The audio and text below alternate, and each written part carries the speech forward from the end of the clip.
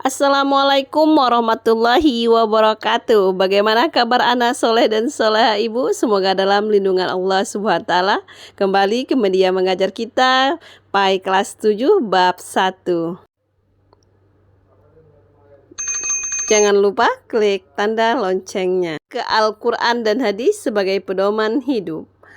Al-Quran merupakan pedoman hidup umat Islam yang selalu digunakan hingga akhir zaman.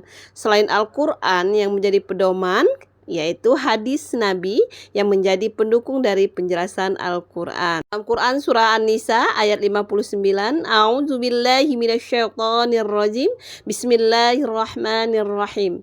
Ya ayyuhallazina amanu uti'ullah wa ati'ur rasul wa uliya amri minkum fa inna tanarizukum fin syai'in firdu ilallah war rasuli in kuntum tu'minun billahi wal yaumil akhir jalika khairu wa ahsana aulia.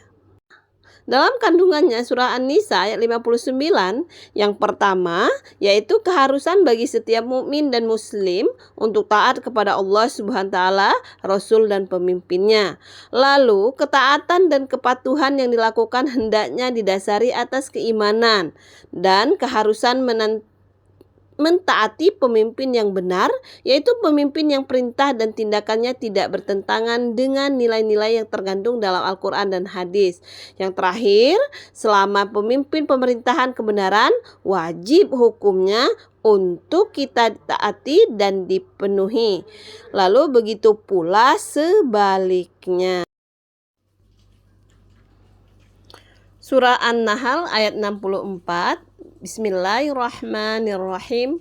Wa ma anzalna 'alaikal kitaba illa litubayyana lahumul ladzi akhtalafu fihi wa hudan wa rahmatan liqaumin yu'minun.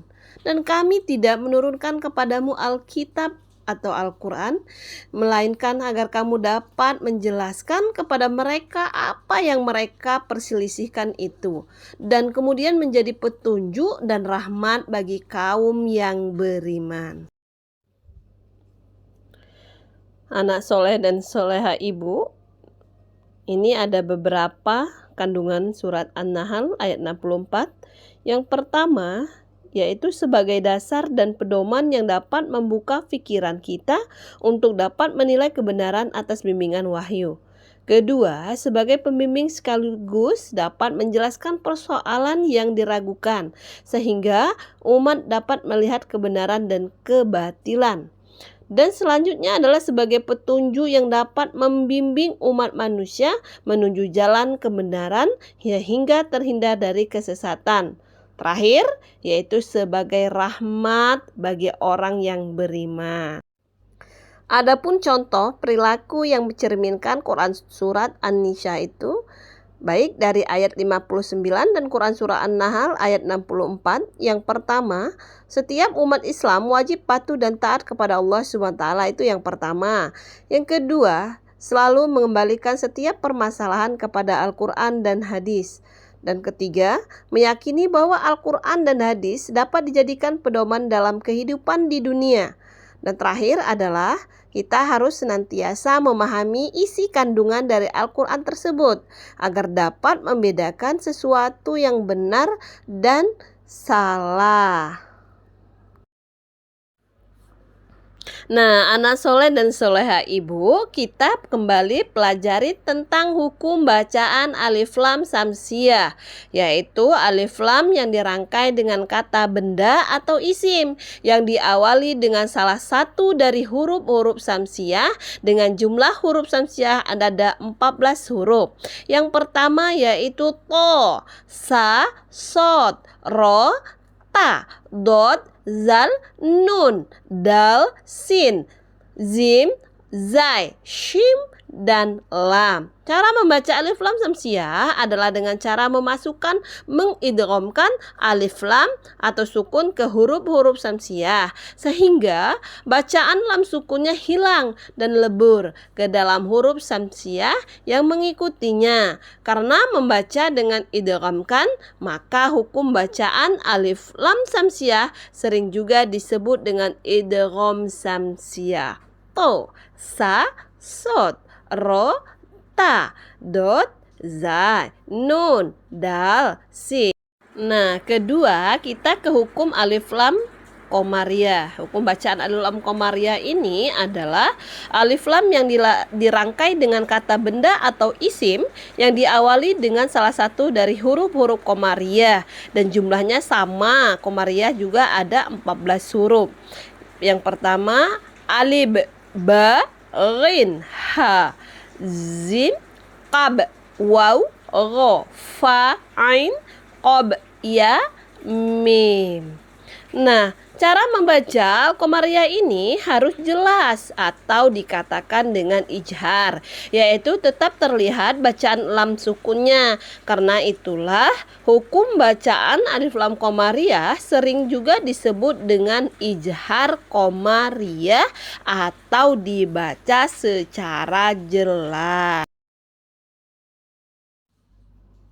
Sekarang kita kembali ke pengertian hadis. Al-hadis secara bahasa berarti al-jadid, yang artinya adalah sesuatu yang baru. Lalu kita menuntut para ahli hadis merupakan segala perkataan syabda, perbuatan, hal, ihwal atau kejadian, peristiwa atau masalah, dan ketetapan lainnya yang disandarkan itu kepada Nabi Muhammad SAW. Bentuk hadis, ada beberapa bentuk hadis. Yang pertama adalah hadis qauli, yaitu hadis yang berisi tentang segala perkataan Nabi Muhammad SAW berupa tuntutan dan petunjuk syara, peristiwa-peristiwa dan kisah-kisah baik yang berkaitan dengan aspek akidah, syariah maupun akhlak. Kedua, hadis fi'li, yaitu hadis yang berisi tentang segala perbuatan Rasulullah SAW yang pada saat itu menjadi panutan para sahabat dan menjadi keharusan bagi semua umat Islam untuk mengikutinya. Dan terakhir adalah hadis takriri, yaitu hadis yang berupa ketetapan Nabi Muhammad SAW terhadap apa yang datang atau yang dikemukakan oleh para sahabatnya, dan selanjutnya beliau membiarkan atau mendiamkan perbuatan tersebut tanpa menyampaikan penegasan apakah beliau membenarkan atau menyalahkan. Nah, itu bentuk hadis.